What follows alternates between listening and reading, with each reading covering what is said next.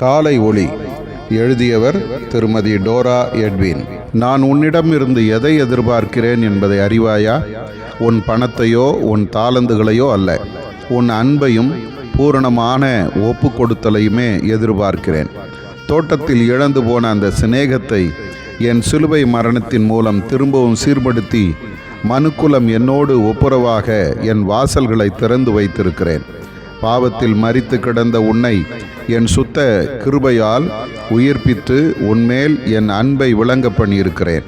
எனக்கு சத்துருவாக இருந்த உன்னை மனம் திரும்புதலின் மூலமாக பரிசுத்த ஆவியானவரின் துணையால் என்னோடு ஒப்புரவாக்கி வைத்தேன். என் சிலுவை மரணமே அதன் விளைக்கரையம். இப்போது நீ பாவத்திலிருந்து விடுதலையாகி உன்னை என்னிடம் பரிபூர்ணமாய் ஒப்பு கொடுத்திருக்கிறாய். உன் சரீரம் உன் ஆவியானவரின் ஆலயம். உன் இருதயமே நான் தங்கும் இடம். என் வசனம் உன் கால்களுக்கு தீபம், உன் பாதைக்கு வெளிச்சம். பாவ வழிகளிலிருந்து விலகி ஓடுகிறாய்.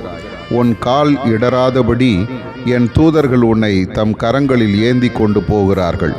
என்னை முழு இருதயத்தோடும் நேசித்து என் வேலையை தொடர்ந்து செய். நான் உன்னோடு இருக்கிறேன். ஆதார வசனம்: நாம் தேவனுக்கு சத்துருக்களாய் இருக்கையில் அவருடைய குமாரனின் மரணத்தினாலே அவரோட ஒப்புரவாக்கப்பட்டோம். ரோமர் 5:10.